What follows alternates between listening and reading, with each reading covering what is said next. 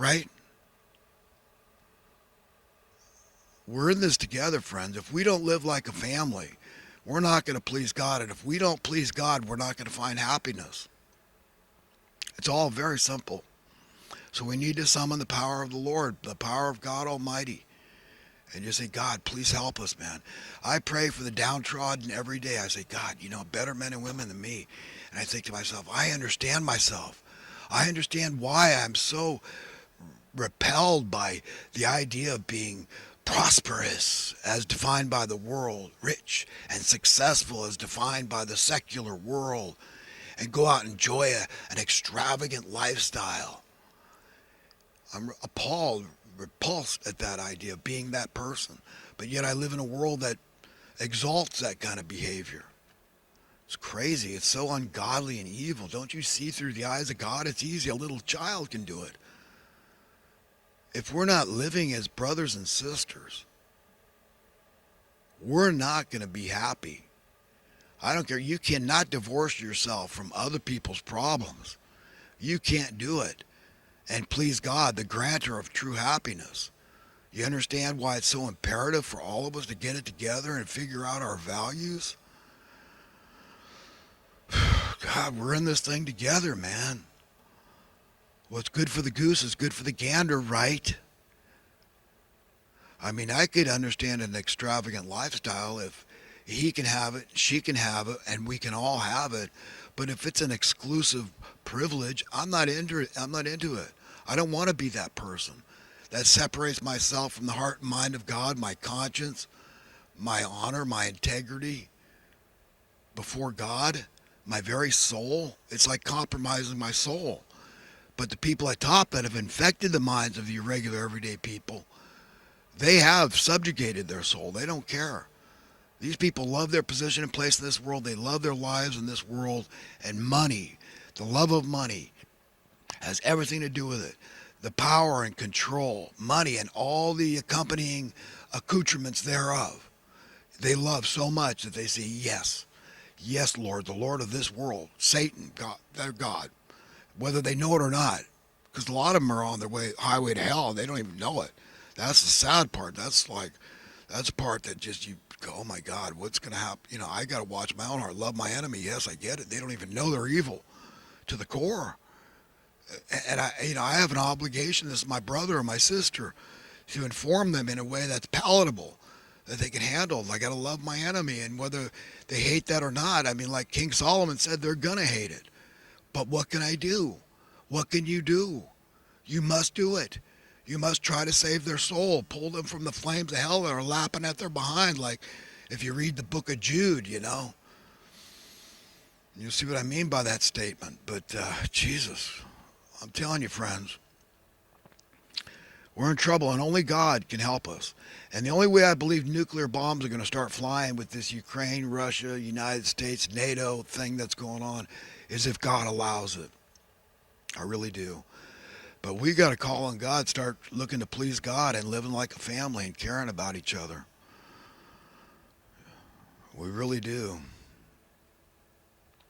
I mean, society, we're spending $100,000 a year approximately here in California to house one inmate, one criminal for a year. He gets 3 hots and a cot, free rent, free utility, free medical, free help reintegrating into society. And they make the taxpayers pay it. But what drives the vast majority of that crime? It's economic oppression. It's too hard. They put too much burden on regular people. The minimum wage worker is called on to pay the tab for all this to make the problem worse. And then all these people now have these great jobs in the housing and urban development, that they don't have, they're disincentivized from fixing the problem permanently. Like I've suggested, just buy them houses. See, now there's the bleeding heart liberal coming out, right? Now what do you say? I'm going to take away the $50 billion a year, okay? And if you want to keep it, then at least fix the problem once and for all, and people can put that $50 billion back in their pockets. All those minimum wage workers, you can put that money back in your pocket. Add another couple bucks to your paycheck, to your hourly wage, rather. Can you imagine that? You have to pay the government, the religion, the church forces you to pay fat cats to make the problem worse. I don't get it. I don't get it. What we need to do, we got, and all these young, strong immigrants keep coming in, putting a demand on everything from housing to toilet paper. And you think the evil men don't know it? And I'm un-American trash if I say America's built on immigrants, right? Don't call anyone illegal. Nobody's illegal. I mean, they got their own problem, their own country. Camilla Harris, she went down there to see what was going on, to try to get to the bottom. I mean, do we need to go to war with these people in Venezuela or Honduras? Maybe that's what we need to do. Why the hell are we halfway around the freaking planet when we got all these problems in our own backyard? Or go tell them what's what. Send our National Guard down there to tell these people, hey, no criminal, corrupt behavior down here. We got too many people immigrating. What's going on? What are you stealing from these people? Are you oppressing them? What are you doing? What are you doing? No, we don't want to get to the bottom. No discussion about these things. No discussion about how we're carrying this national debt. Who's paying it? Who's paying the interest on that principal? The principal of what, 30 trillion? Now they don't even mention it anymore. Who's paying it? The poorest of poor. Sick, man. It's sick. We need to transmit images. We had this place called Comanche Creek here in Chico, which was a big place for the homeless to congregate. You broken down RVs, tents, whatever you could get in, a cardboard box, whatever it was. And people objected because they had to see it every time they'd go to work. It was a very busy intersection where it was. And they were vociferous about, these gives riff-raff, trash, look what they're doing. Get rid of these people. Those are the images that need to be transmitted down to Central and South America, okay? And Mexico and everywhere. That's how we treat our own citizens. So don't be coming to America inspected and squat. But not a one of these people that are immigrating to America, refugees, whatever, not a one of them is coming here to be homeless. They're coming here to be taken care of. Yeah, they're willing to work. Who isn't? You'd have to be off your nut not to be willing to work. You expect a guy to live in the freaking bushes in a cardboard box, in a tent, and keep it together, keep bathed, now literally no pot to pee in, and he's supposed to hold down a job. And you're the same one that's willing to pay $100,000 a year for the criminal. Oh, that bad guy. What did he? You're hungry. He stole the steak from the supermarket. Yeah, I'll teach you. Now I'm going to give you 3 hots and a cot, free rent, free utilities, free medical, on and on. And I'm going to pay $100,000. I'm going to make you pay that $100,000. You minimum wage workers. So you better. I don't care how much your landlord raises your rent. You better damn well do some fancy footwork. You better get busy. Because you better cut the mustard, because if you don't, we're shipping in every day more and more young, strong immigrants to take your place, displace you. We don't need you. Do you understand? So if it gets too hot in the kitchen, if you can't reach the bar, if you can't crack the nut, if you can't cut the mustard, you're out of there, on the street, Bubba, in your soiled clothes, with your tail between your legs, meandering down underneath the bridge to spend the night. That's America. Those are the images. That's the reality that needs to be transmitted around the world. We got all these poignant commercials. Oh my God, they're so well produced about feeding America. I haven't heard that. Even the poorest of poor, the homeless have soup kitchens to go to. Are they going hungry in your community? Have you seen that? I haven't seen that. I mean, yeah, you might want to give somebody that's out on the street shivering, a few bucks, right, to buy a hot meal or something. Maybe they are on drugs. It's none of our business. Jesus Christ said that's him out there, the least of men. I don't know who is the least of men if it's not some poor bastard that's sleeping out in the cold, male or female. This is criminal. This is in the country I love so much.